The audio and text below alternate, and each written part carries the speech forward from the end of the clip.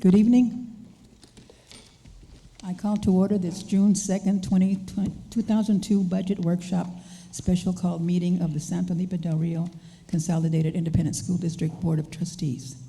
The time is 5:34 p.m. Madam Secretary, would you please call roll? Yes, ma'am. Ms. Luna Chavez? Present. Mr. Overfelt? Present. Ms. Gonzalez? Here. Mr. Mesa? Mr. Galindo? Present. Ms. Haynes? Here. And myself. Madam, we have a quorum. Thank you. Let the record show that we do have a quorum. This meeting was duly called, and notice of this meeting was posted in accordance with the Open Meetings Act, Texas Government Code 551. We will now have the opening ceremonies. We will have a short moment of silence for personal reflection, followed by the Pledge of Allegiance to the flag. Please stand.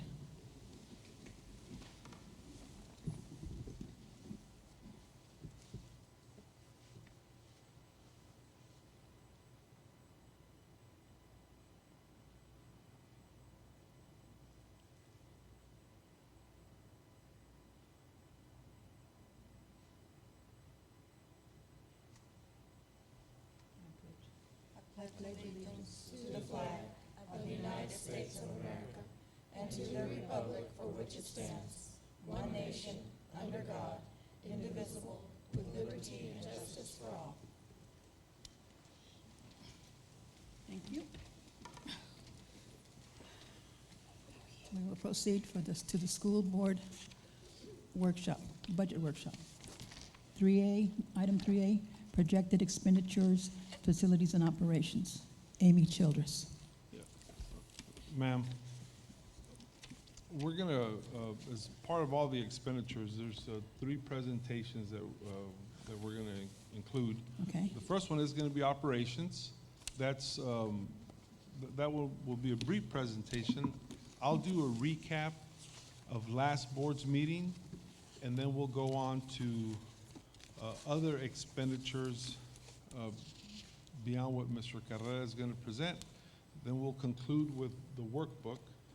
I want to just acknowledge the presence of our county judge, Mr. Owens, and our county sheriff, Mr. Joe Frank Martinez. The cooperation that has surfaced beyond what we were already cooperating in light of the tragedy that happened has been significant with the cooperation between the chief of police for the city of Del Rio and the sheriff, and we appreciate it. As part of the discussion today, we're going to talk about added police officers, and because it's a workshop, y'all can ask questions of anyone and anything you'd like. So I'm just opening that up in case the opportunity to present itself. But if it's okay, I'd ask Mr. Carrera to first go through his workbook. You have a copy of it, and it's also on the screen. Thank you, ma'am. All right, thank you. Good evening, Vice President, Ms. Gonzalez, Dr. Rios, members of the board. I'm going to start out with HVACs for next year, for this coming year, 22-23. We're looking for $250,000 for Garfield, and that was to install the 2 50-ton units there at Garfield. Next will be athletics, and what we have here is the new gym floor at the Del Rio High School for $25,000, and then 2 gym floors at Del Rio Middle School at $40,000. And the price difference you'll notice is because the one at Del Rio High School is more painting that needs to be done, and we sand it down and then we repaint and then resurface. For the campus furniture, we're looking for this year, for this coming year, for $30,000 for Hvac for classroom furniture. For asphalt, we're looking at Del Rio Freshman School for $25,000. That's really the area between life skills and the freshman campus, the cafeteria is what we're looking at. That's where it's needed most at. And then for Hvac, $30,000 for the teacher parking lot, and then $45,000 for the warehouse parking lot. The interior, painting, we're not asking anything for this year. And the exterior would be the same. We're not asking anything for this year. However, we do have it, and Dr. Reels will present that for our North Heights Elementary School, the painting for those areas, that he'll discuss that at a later time, right? And then our technology for this coming year, we're asking for $18,000, and it's really for the MDF and IDF rooms that at the 3 campuses that we're looking at are Garfield, Lamar, and Life Skills.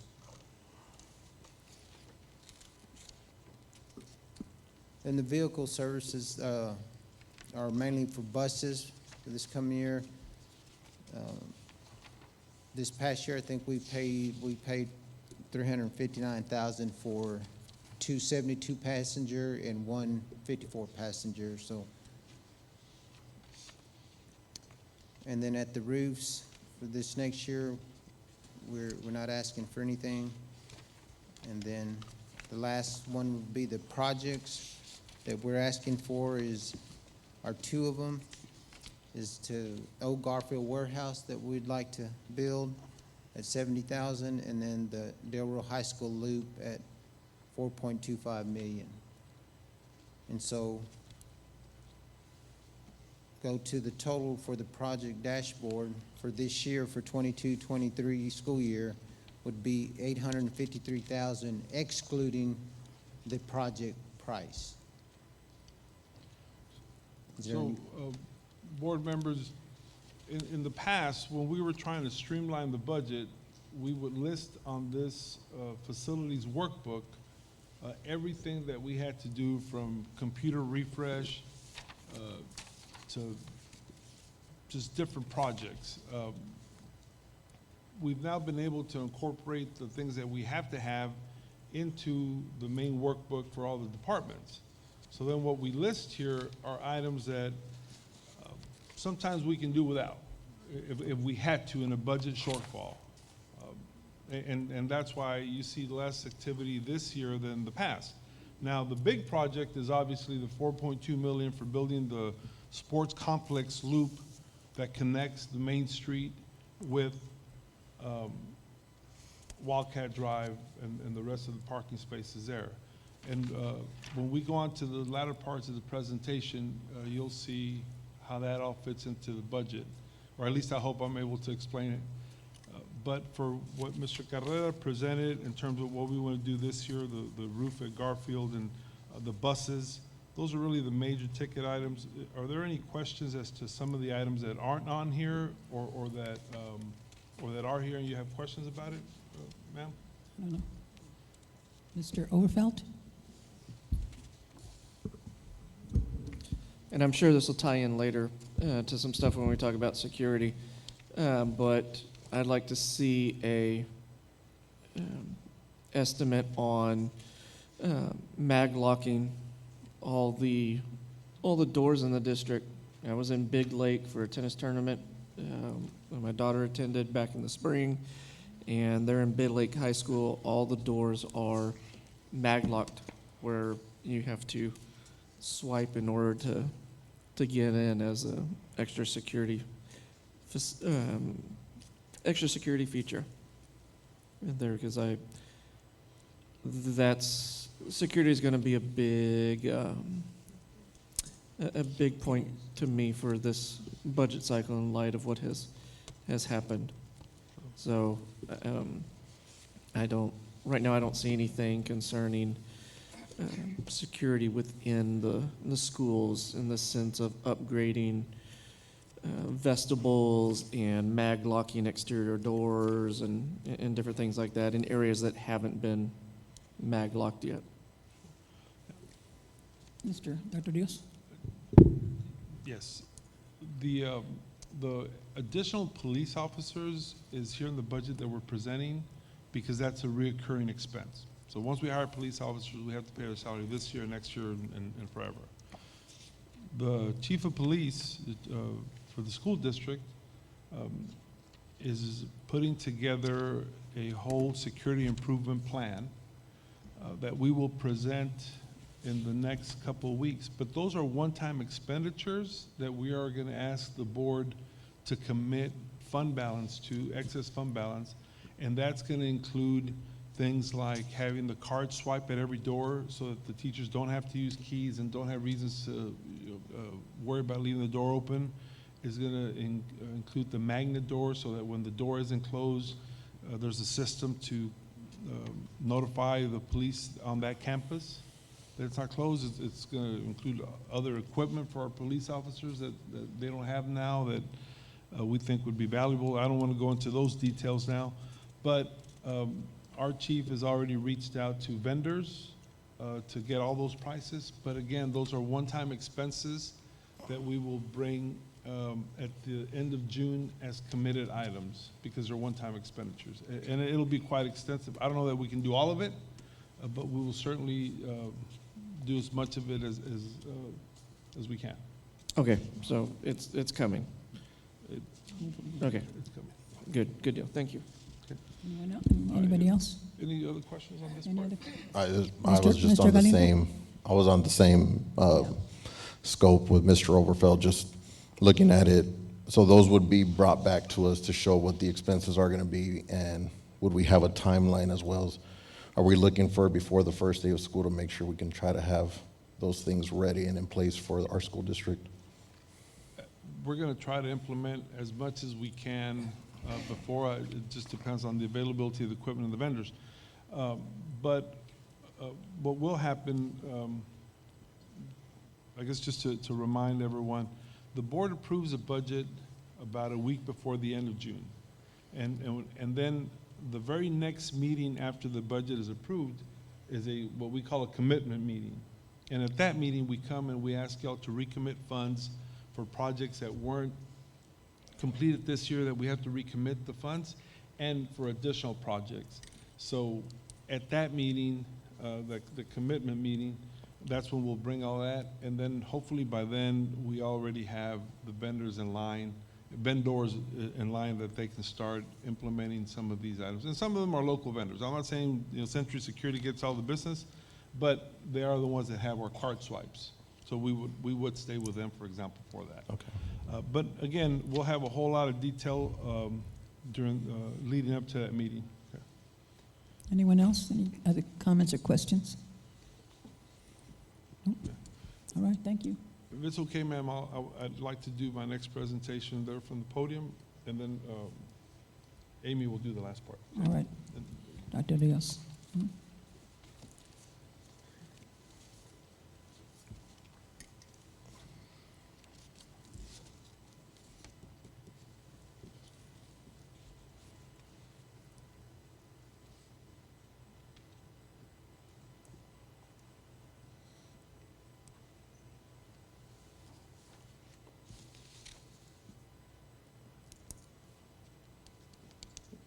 Ma'am, we can't talk about the additional expenditures without talking about the income. So I'd like to give a recap of what we visited about last week, as well as touch on a couple components that we weren't able to get to, mainly the optional homestead exemption. So last week when we visited, we talked about the Tier 1 taxes. Those are the taxes that the state has compressed over the last few years. And then the Tier 2 are the taxes where the board has the option of setting X amount of pennies to increase the revenue. Right now, the board has the option of setting up to 13 pennies. Beyond that, the additional 4 pennies, or the 0.0383 to be exact, those would require a tax ratification election. Okay, but right now, the board has the option of setting the Tier 2 tax rate up to 13 cents, okay? The reason we have that option is because of the tax ratification election that we passed a few years ago that we called it a tax swap at the end. So here's the projected revenue. The maintenance and operation tax rate, we started off, as I mentioned last week, at the 0.8546. Why do we start at 0.8546? Because the compressed rate is at 80 cents. but automatically, every board in the state of Texas can do the first 5 pennies without a tax ratification election. Now, this board has the option to go up to 13 cents, again, because of the tax ratification election we had before. But that was for a tax swap. Okay. If we were to just stay with the 5 pennies and go to a 0.8546, our income would be $87.7 million. Now, because we're lowering the tax rate, there is a penalty that we would have to pay the following year, which that penalty is reduced state aid. Our state aid would be reduced by $4.6 million. That's significant. Now, if we tax at the max that you're allowed right now, which is the 13 cents, our revenue is $92.3 million, and we don't lose the state aid.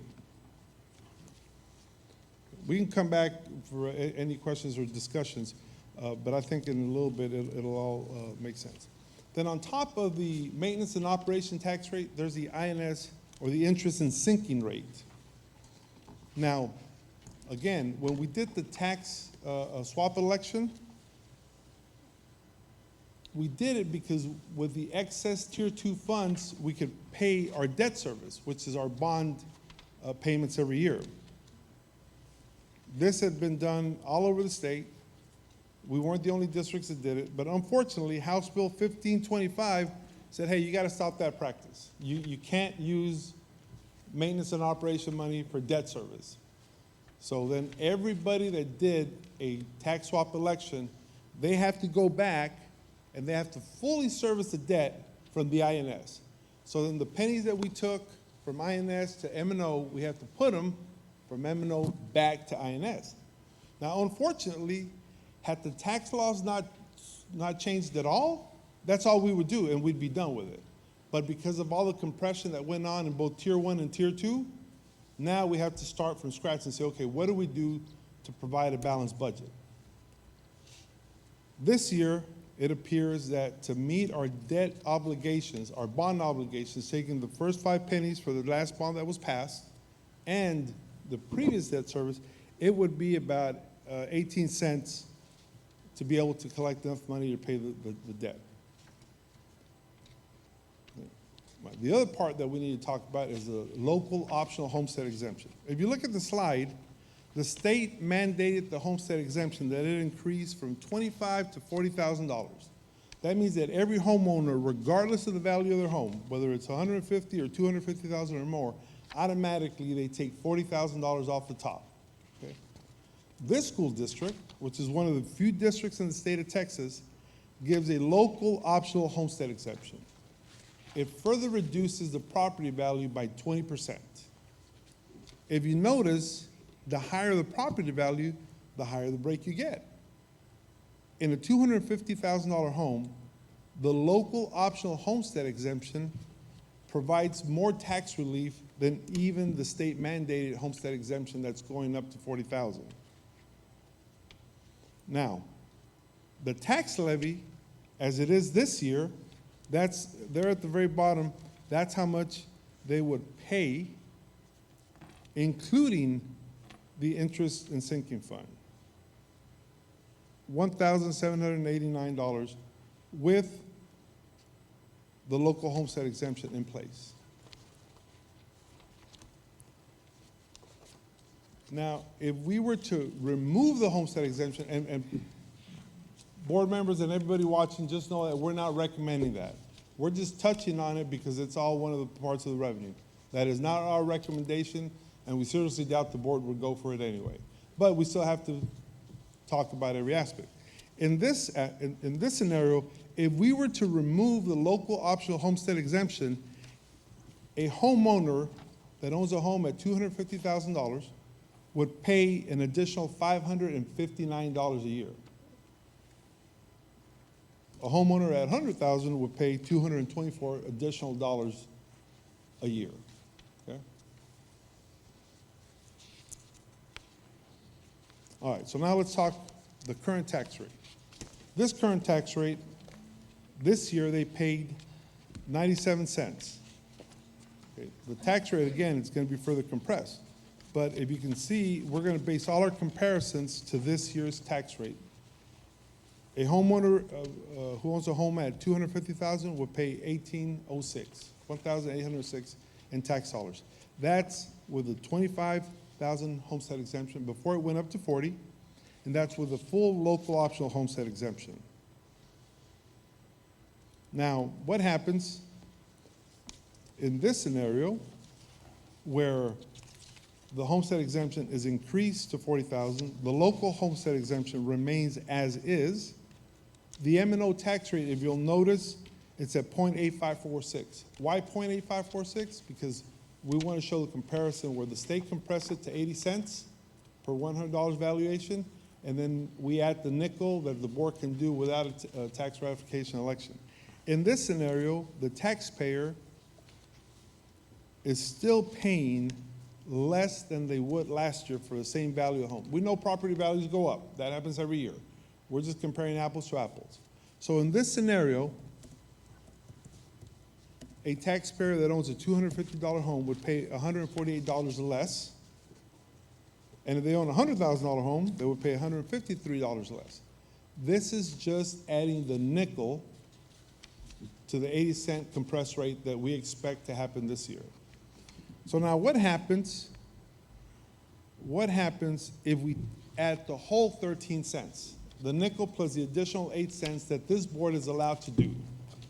The taxpayer, considering the increased mandated homestead exemption, increasing it to 40, the local homestead exemption at $50,000 if you own a $250 home, the tax rate of all 13 cents, so now the tax rate is at 0.9363.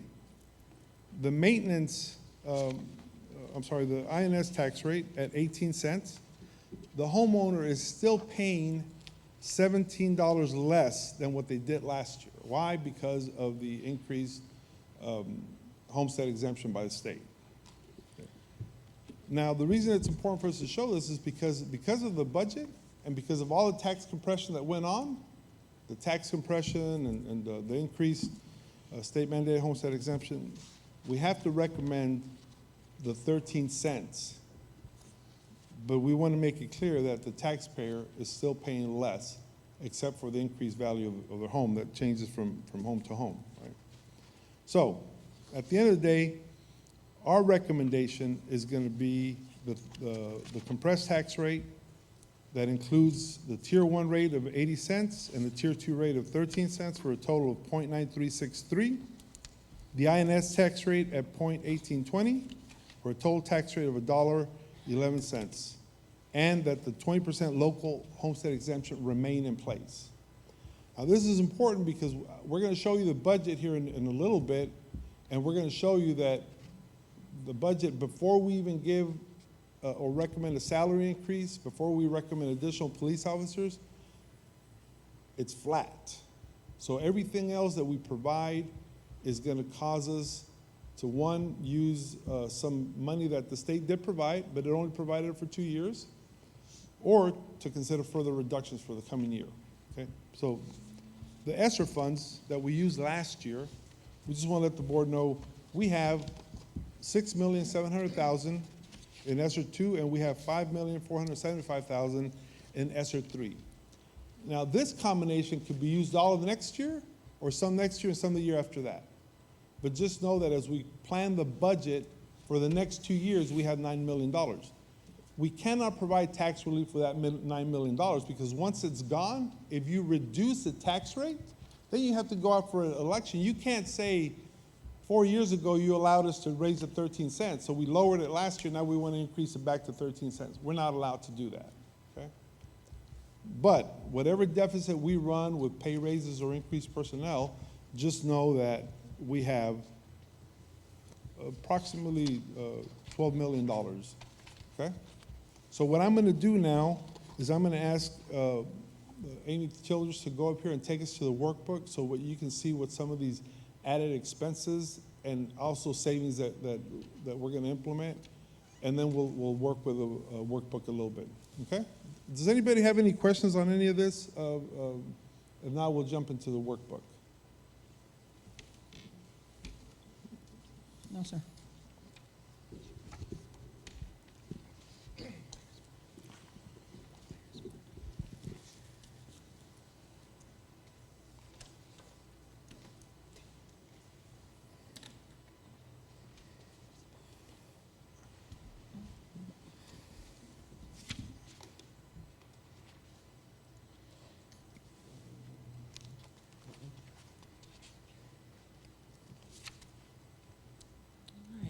Okay, so Amy will switch through it. You know what, I'm sorry, Amy, I'm not gonna be able to see it from here. You just go, take us through it. Okay. Good evening once again. This year we're bringing you our interactive workbook. Just a side note, it is still a work in progress. So we will be adopting the official budget at the meeting on June 20th. We will also be emailing each of you the workbook after the tomorrow after the meeting, so that you can send it back to us with your choices once we've gone through everything. So the first tab we're going to look at this evening is the general pay increase. At our last workshop, we had a representative from TASB come down and present us with a general pay increase plan. And this tab is just a recap of the models that she provided to us. The first model we have is a 2% increase.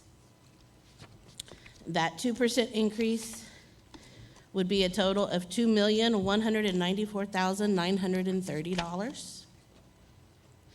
The second model was a 2.5% increase. That increase for the district would be $2,573,629. And the third model that she was provided to us was a 3% increase, and this is to the midpoint, and that would be a cost to the district of $2,823,777.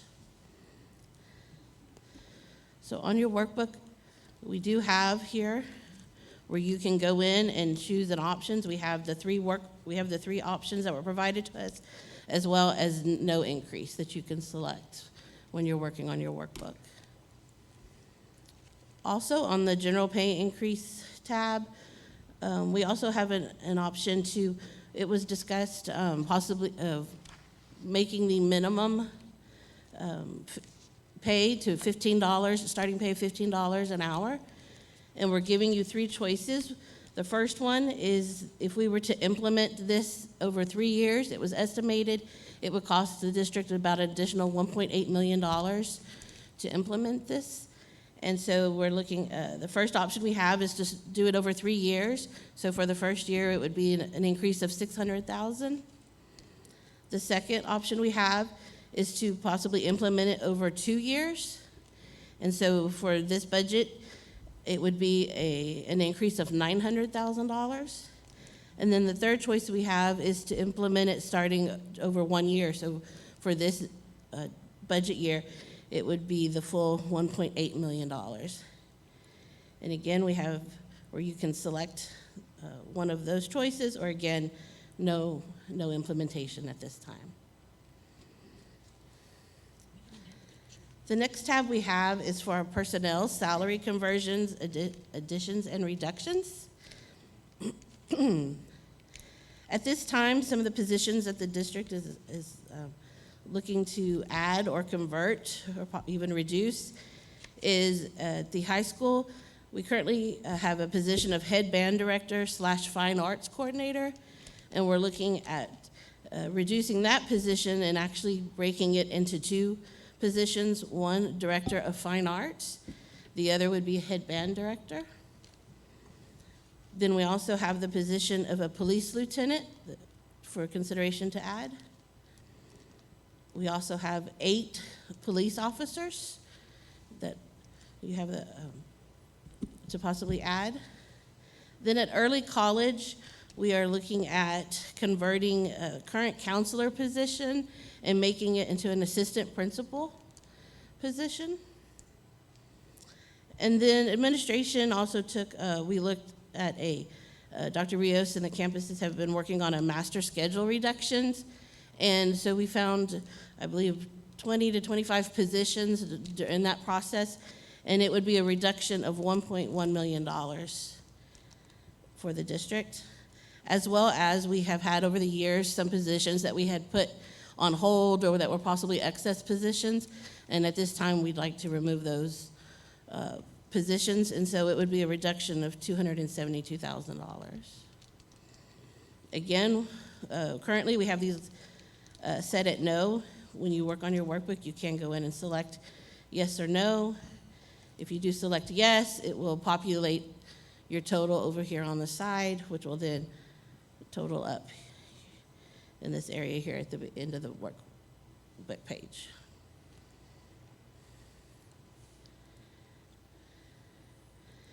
Our next tab is to do with loss of learning positions, which these positions would be funded through ESSER to begin with.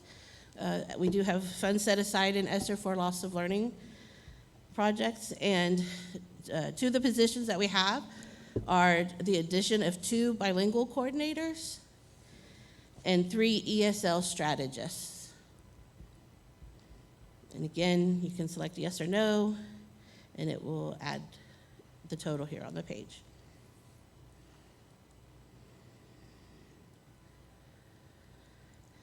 The next tab we're going to look at is a reductions tab. The first one is for our insurance contribution. At this time, we currently are estimated to end our self-funded insurance fund with about a $3 million fund balance. We were able, thanks to ESSER, again, we were able to move a lot of the COVID claims over to ESSER, and so that increased our fund balance and our self-funded. So at this time, the administration is recommending an insurance contribution reduction. We have 2 choices. The first would be a $25 per pay period, or a $50 a month reduction, which would equal about $860,000 reduction. The second choice would be a reduction of $50 per pay period, or $100 a month, which would total a $1.6 million reduction. Now, this is just on the district's contribution side. This would not have an effect on the employee's contribution. The next couple of tabs that I have are just a recap of what Mr. Carrera previously provided to us. The first is some construction projects, and he mentioned asphalt replacement. We have these at Del Rio Freshman, Chavita, and the warehouse. Again, you can choose yes or no, and it will total. Under operations, we have at Garfield, we have the HVAC money set aside for HVAC replacement. At the Del Rio High School, we have a gym floor. This is my mistake. I believe one of those should be Del Rio Middle School, and I will update that before we send it out. Campus furniture at Chavita. And then we have 3 yellow buses to possibly choose from for the district. The next tab is technology, and that are those MDF HVAC in the different district campuses that Mr. Carrera mentioned. And then the last tab we have is unassigned projects. And at this time, we have the Del Rio High School Loop project at $4.5 million, and the old Garfield warehouse at $70,000. At this time, they are selected no. Again, as you're working through your workbook, you have the option to choose, and it will add those amounts up. So as you can see, as Dr. Rios mentioned, we didn't have any selections other than the reduced positions for the master scheduling and then I believe the HVAC. At this time, our projection is a revenue of $95,104,616. With the current way the interactive workbook stands, we would have expenditures of $94,986,961. So we would be favorable at this time of $117,000. So what we'd like to do next is, again, just about everything is checked off as no on it. Not that we're recommending no, it's just to show that right now it's a balanced budget. Now, as we go in and we buy personnel or buy FTEs or pay for additional personnel, as we go in and we recommend a salary increase, all that creates a deficit. Now, for this year and next year, again, we have ESSER funds that are specifically dedicated for continued operations. So we'll be okay over the next 2 years. But just like this year, we cut 1.2 million in personnel, for the next couple of years, whatever the board approves over the next 3 weeks, over the next years, we have to either have further reductions, we have to have increased student enrollment, and shy of that, I don't know if there's anything else that will help balance the budget. Again, that's assuming that our health insurance stays the same and we can function with it. So what I'd like to go now, just for discussion purposes, I'd like to go back through the workbook and just assign some things that I think that maybe administration would recommend right now before having any board input. Once y'all do the workbooks, then we'll have other input, and then we'll change it around. But if we can just take a couple of minutes to go through it, we can see what the deficit is and how it looks over the next 2 years, so then the board can see where we're at. So can we start with the first tab? Yes, sir. This is the general pay increase. Okay, so the general pay increase, let's recommend the highest increase at 3.1, 2.8. and then let's recommend a 3-year plan to get the hourly personnel to $15 an hour. Okay. What's the next tab? Personnel. Okay, let's hit yes on every one of them. The fine arts director, the band director, Police lieutenant, police officers, police lieutenant, police officers. and the early college counselor and AP. The early college counselor to AP, that's not a salary difference. That No. pretty much stays the same. Yes. So on Excuse me. on the police officers, because the chief is here, I'm sorry, the sheriff, Val County Sheriff, there's a one-time expense of getting police officers certified, putting them through the academy. And the discussions that we've had is that either the city or the sheriff's department will have an academy, and we could hopefully get some security officers trained. Then, because there's not enough police officers to go around, maybe at 1 or 2 of the campuses, rather than hire police officers, we could use that money that's allocated to pay off-duty police officers or off-duty sheriff's personnel deputies. Maybe the sheriff wants to handle Garfield, and he would rotate people in and out of Garfield through his personnel. And maybe the city, maybe they can help us out with any other elementary campus, and they can rotate people in and out of there. That way we can hold off until we get people certified through the academy. Okay? So I appreciate their willingness to help in that area. The reductions in personnel stay there. What's the next tab, Okay. Amy? The loss of learning, it's the bilingual coordinators and the ESL strategists. Okay, let's hit yes on both of those.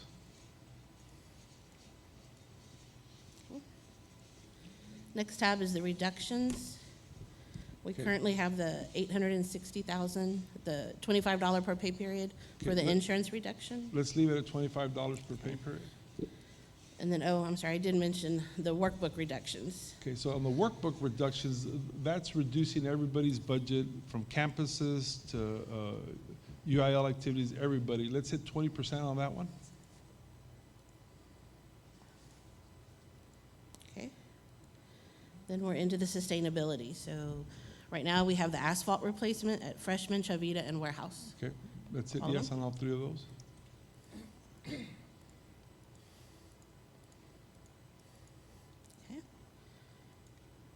Next, so we already have the Garfield HVAC checked. Then I have the 2 gym floors. Yes. We hit the yes on the Garfield HVAC because that's something that we absolutely need. And we would just strongly encourage the board, even if you say no on everything, that AC needs to get repaired. Campus furniture at Chavita, That's fine? and then the 3 buses. Okay, let's hit 1 bus. One. Just 1 bus, and Okay. then putting on the other ones, okay? Next, I have the technology, which we already have checked yes, the MDF That's fine, HVACs. that's fine. And then the last, we have the unassigned projects, the Okay. Del Rio High School Loop project and the So warehouse. if we're gonna build eventually build the sports complex, that loop is essential, but more importantly, Right now, it's also essential for traffic control, and should we need some egress routes out of the high school, that would also play a huge role. So let's hit yes. Okay. And the old Garfield warehouse. Yes. Okay. That's all the tabs. Okay, so if we go back, let's look at the deficit we created. We created a deficit of $6.6 million. Okay, so again, that deficit of 6.6, it works almost perfectly because then we can operate for 2 years with the additional funds, and then again, that gives us time to further reduce personnel. But beyond that, it doesn't work. Okay, now we're very confident that we can keep reducing personnel and continue to be more efficient. Now, that's just one scenario. Obviously, we can put a whole lot more no's up there, but that's for the board to discuss. We just wanted to give you a scenario. Remember when I did the ESSER funds, I shared with you all that last page in the PowerPoint, said we had about 12 million still? Okay, that gets us to about halfway there. Doesn't mean that we have to do everything that we checked yes on. That just means, this is a reflection of the homework we've done. But again, it's up to the board for discussion, ma'am. This is our presentation, and we're done with it. So whatever questions y'all have. Mr. Galindo?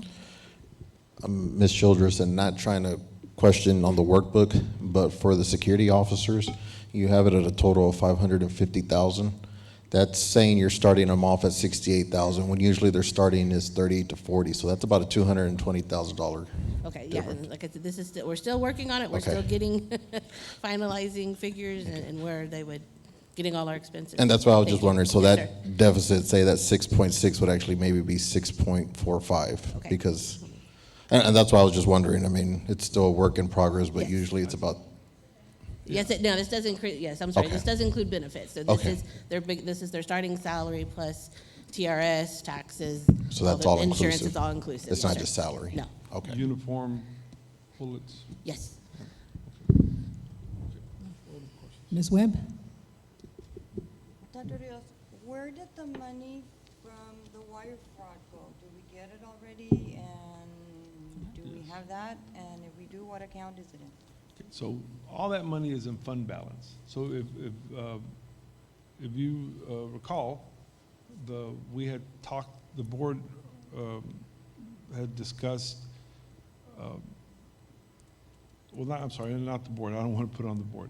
I had shared with the board, we're going to increase our fund balance so that we can dedicate that excess fund balance to projects. So for example, right now, our excess fund balance is about $6 million. And that money went into that pocket. So that money's there. Again, the idea was that we would build the loop at the high school with this year's budget, like we showed right now, and then the baseball field and the softball field and the other fields as much as we can with that excess fund balance. Doesn't mean that we're going to do it. That was just going to be our recommendation. But that money is in the excess fund balance. And how about the wind farm? Have we heard anything about the money from the wind farm? No, ma'am.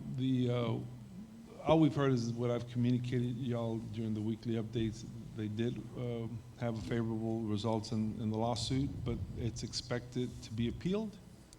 And because it's expected to be appealed, we're also expected to contribute, which she's already included in the workbook, additional money for the litigation costs. And I think it was maybe, our share of it was maybe 100,000. It went up about 150,000. Yeah.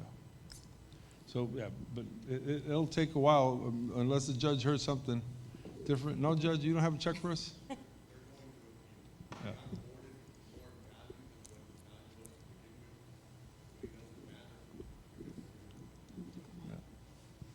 And then the other thing, first of all, I want to thank Judge Owens and Sheriff Martinez for being here.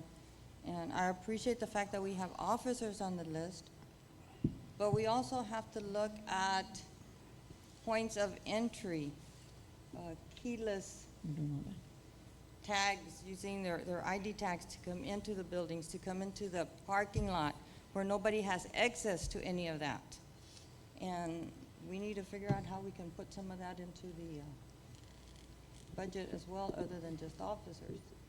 Right, and as I responded to Mr. Overfelt earlier, ma'am, all of that will come in the recommendation here in the last budget meeting in June. Right now, the chief is busy working with different people to collect all that data and try to put a price tag to it so that we can bring it all together and say, you know, this was what, as a matter of fact, I think he met with Century Security yesterday, and I know that I talked with Century Security and I said, you know, we're gonna need a price quote real quick on these 3 items. Won't go into much detail, but one of them was the swipes, one of them is the magnetic pads to alert what doors are open. The third one is what I call an internal 911 system. Somebody else might call it a panic button, somebody else might have a different name, but it's all about communicating quickly in case of an emergency or intruder. But we'll bring all that to you, ma'am. Thank you. Mr. Galindo? Mr. Galindo? And then speaking of, with that, Dr. Rios, does what he's gonna bring back also include the cost for training, additional training for these officers? And also, I know you stated equipment, but increased training in case there is any new equipment that they would need to be trained on? Yes, sir. So part of that one-time expense is going to include putting the 8 officers we want to hire, putting at least half of them through an academy. I don't know exactly what the cost would be depending on what academy they participated, but we'll have that money identified, or at least the cost. And then also just different types of exercises, whether it be tabletop exercises or active shooter exercises. All of that will be in the plan. Okay, thank you, sir. Anyone else? Mr. Overfeld? I'm curious, Dr. Rios, on the tab that was personnel, where you're recommending to reducing a counselor position at ECHS and making it an assistant principal one there. I guess 2 parts to that. That's been ECH has been in operation essentially 6 years now, and it's functioned with the director, principal, whichever term we use. And then we had 1 counselor, and then we brought in a second. Why all of a sudden do we want to go away from a counselor to an assistant principal, especially given the fact that these, the students need real counseling.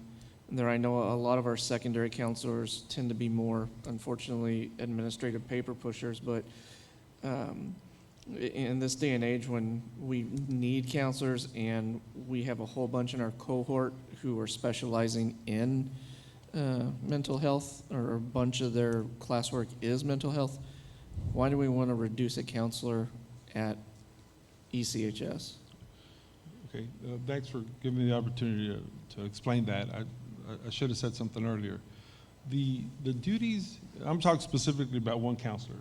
The duties that one of the counselors does, the initial one, is unfortunately a whole lot of the paperwork. There's a whole lot of scheduling, coordinating with the college, sitting with the students and being that liaison.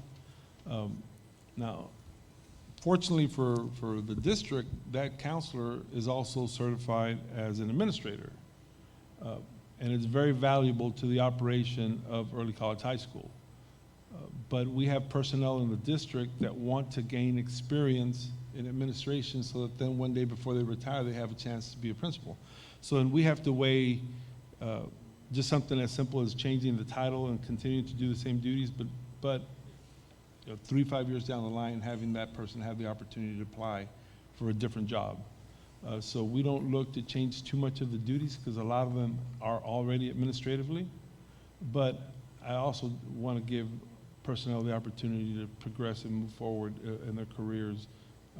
So we have to do some of these changes sometimes to give people the opportunity. No salary increase, but we can't hire a principal unless you have 3 years of assistant principal experience. That counselor is already doing a whole lot of assistant principal duties. Okay.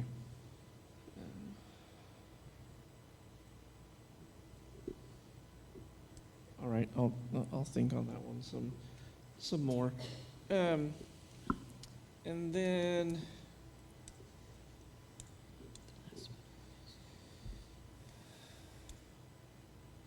On the loop, the $4.5 million loop, the, you know, we've seen the master plan and what it could ultimately be. If we go in and spend that money to build that road in that connects Wildcat back over to Maine, and gives access points and drop-off point to the backside, what we consider the backside of the high school now. Once that's done, is the city going to come in and annex that away from us, or they go in and take possession of it after we spent all the money to put it in? Does that $4.5 million include fire hydrant lines down in through there, or will that be considered a private road and our own district police force will be in charge of maintaining speed limit on it, because that's going to become a very quick thoroughfare to get around all the traffic, which is what we're trying to do. But I know a lot of the stuff that we're doing out on the north side, you know, once it's done, the city gets right-of-ways and different things like that. So I just worry about putting all that money in and then having to turn it over for free. Yeah, well, Mr. Overfeld, the loop is so expensive because we are counting all of the utilities. First, the high school doesn't have a big enough water loop. And we had always planned on, you know, doing a water loop to be able to provide all the water necessary should there be a fire. Because we would be digging back there, that's the right time to also include those utilities. Then there has to be a whole lot of power and drainage everywhere. So that includes the power that would eventually go to the baseball and updated softball fields, to all the lighting back there. So it would include all the utilities, curbs, gutters, drainage, everything. But then as far as who takes it over, really that's a decision of the board. Now, the superintendent and the operations team, we would absolutely recommend that we have the city take it over, simply because it just needs to be monitored, you know, 24 hours a day. And at the end of the day, you know, the city owns the road in front of the high school, and there's nothing that keeps us from using how we have to use it, and we appreciate when they're able to help monitor. So our recommendation will be that we turn it over, just to stay consistent with everything else, but that's a board decision. Okay. And then, I can't remember on the master plan, did it have, with that main road that we're gonna cut in, did it have a access road that would go and butt up against the fairgrounds in case we wanna partner with the county at any point to give access to come off fairgrounds into that area? Yes, sir. That there is a cutoff that's included on there. Now, when we do the construction documents, because we're going to use that road also to access some of the practice fields down there, you know, we'd still check with the county to say, look, this is where we're going to put the field, so we kind of need a road here to come to this parking. Would this also work if we just extended another 30 yards and wide enough so that whatever they do with that property back there, they just have another access point? Again, if they say, no, that's never going to happen, okay, so we won't do it. But it definitely has a connection that we've drawn in to go all the way to their property line. Okay. So like during Super Bowl and different things like that, that would give y'all an extra avenue to alleviate traffic coming off of Main and stuff like that, so. Yeah, for Okay. whatever they have back there, they could connect to it. Okay, cool. Any other comments or questions? One last one. Mr. Overfeld? Can you, for my own, can you go back to personnel and to do $15 an hour in 1 year is what, 1 point? It'd be about, sorry. To bring us up to the $15 an hour would be about an increase of about $1.8 million. Okay, so we'd be looking at about 8.4 if that was checked with everything that's checked right now. We've got 600,000, so a little bit less, yeah. About. Okay.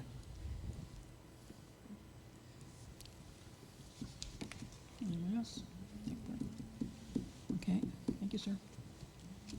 Thank you, Miss. All right, thank you very much.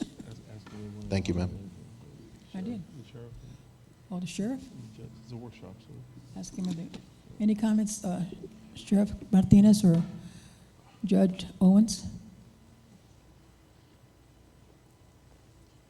Nope. Thank you. Can I ask them? We can ask him. Workshop, you can do whatever you want, sir. Yeah, Sheriff within Martinez. reason, but yeah, go ahead. As long as it's not against the law, yeah, go ahead. Yeah, Just we wanna can make sure. We can ask them, okay? Thank you. And some of the stuff that was talked about this evening, about going in and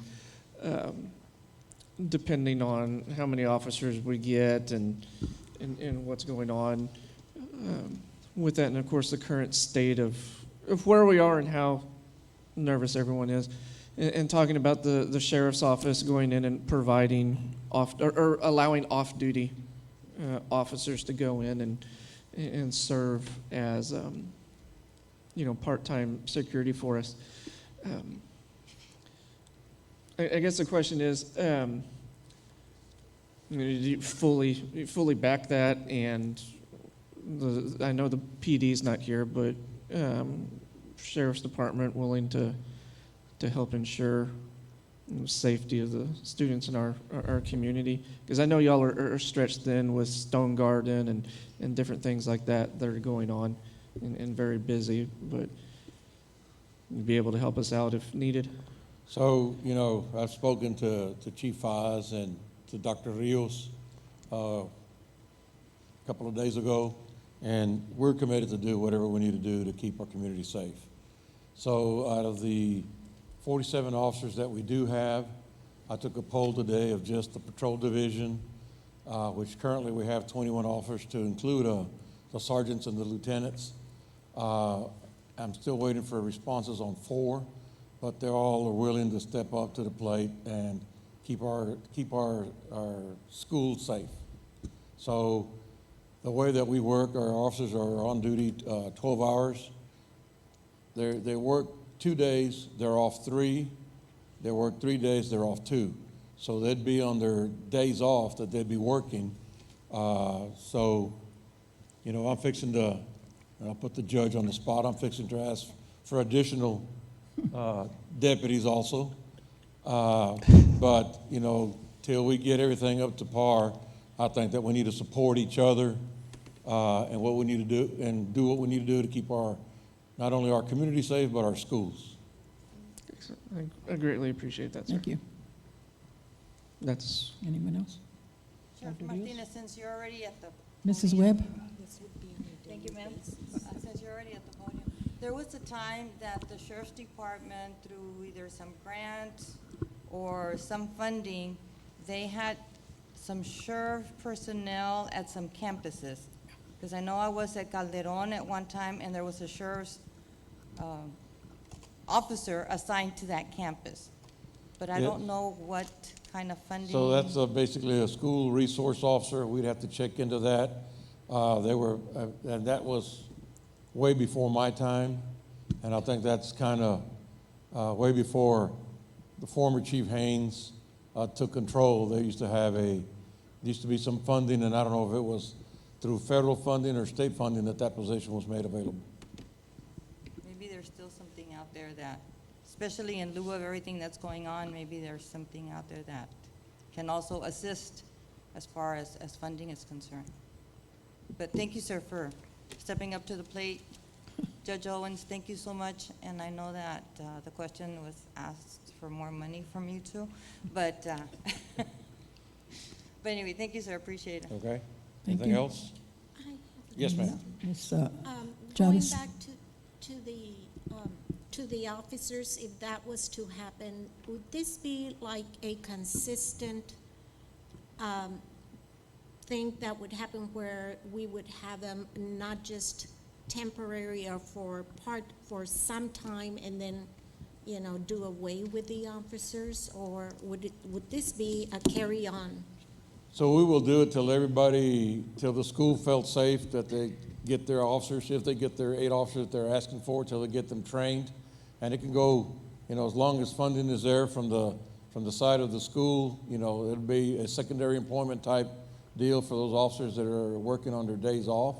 But we're here to, and I told my lieutenant today to call those officers personally and get a commitment from them. Because I don't want to do anything halfway. So they all, out of the 17 that were called, they all stepped up to the plate and they're willing to do it. Yeah, and thank you. That's exactly what I was talking about, you know, whether it's going to be, if it happens. Yes. Thank you. Thank you, Sheriff. sir. Yes. Thank you. Anyone else? Any other questions to Judge Owens? Sorry.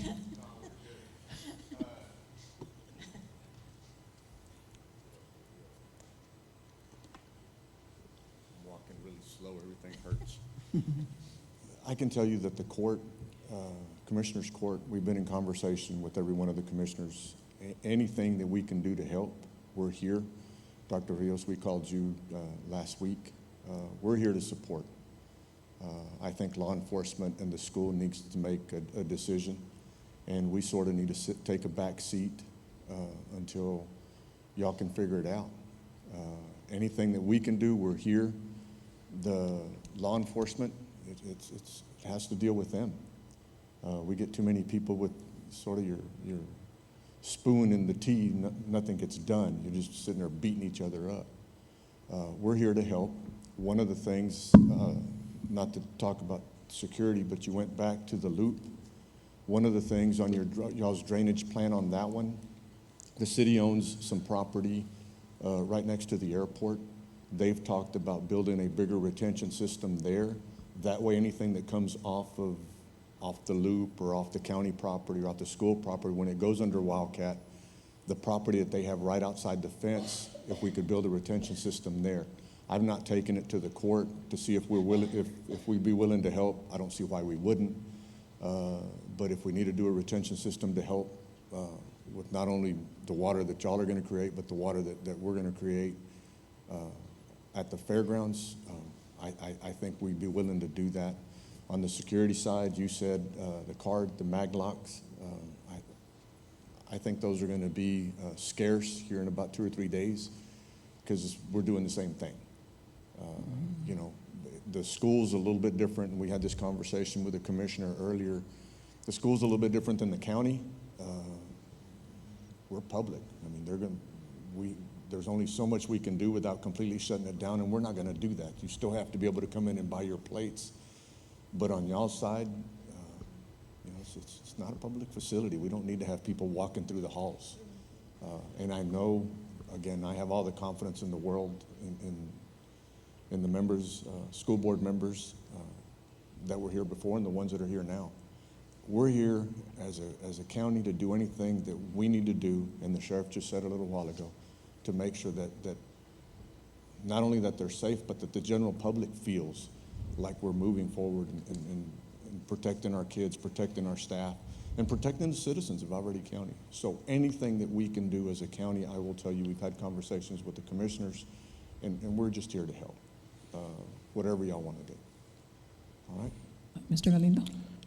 Judge Owens, I think you hit the nail right on the head when we're talking about it's not public. We need to take that step to make it safe. I think back then the perception was we don't want to make the schools look like a prison. We don't want to lock the schools down. I'll tell you right now, I'll take safety over perception any day. I need to make sure, as well as the board, I think we all agree that the safety of our kids and our staff goes over any perception of what people may think it may look like.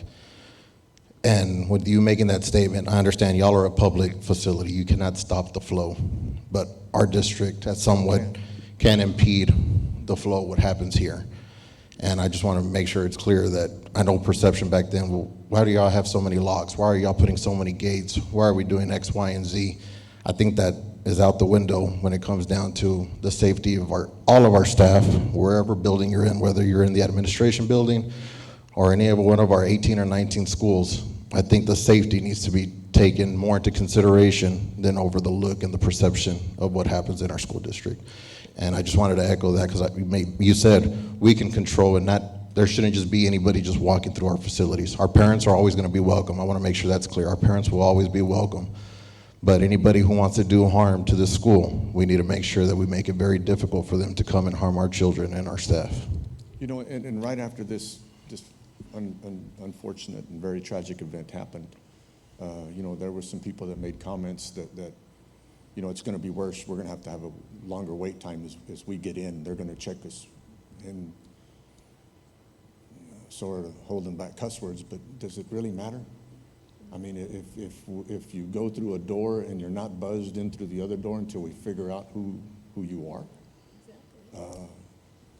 it don't matter. I mean, to keep our kids safe, it just doesn't matter. You know, and we had, you know, again, you have people on both sides that and y'all are going to get criticized either for doing too much or not doing enough. It's a no-win situation, but y'all need to be able to sleep at night with y'all's decisions. And like I said, we've had people, well, you know, it's going to be worse. We're not going to be able to get in. Yeah, it's going to get worse.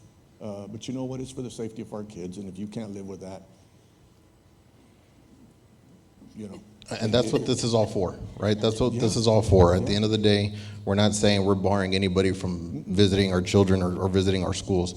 We just are trying to enhance the ability or disable the ability of anybody that wants to do harm to our kids and our staff. And that's why I'm saying, like you're saying, it may not be looked at in the greatest tense, but right now, safety over perception, I think, is everything. And it's just one thing that we want to make sure that I think this entire board is all on board to make sure that these kids are safe, especially when we get back here in August, that parents are going to feel safe sending their kids to school, and the teachers and the staff are going to feel safe going and tending to our kids at our school. And Ms. Chavez, you asked the sheriff the question right now, how long could this continue with the deputies? You know, we were talking a little bit before. That's going to be up to y'all. I think the deputies, the ones he spoke to, they're, you know, I think he said 95% of the ones that he actually talked to got a response right away. They're on board. You know, where do we show up? So in answer to your question, you know, I think it would be as long as y'all need them.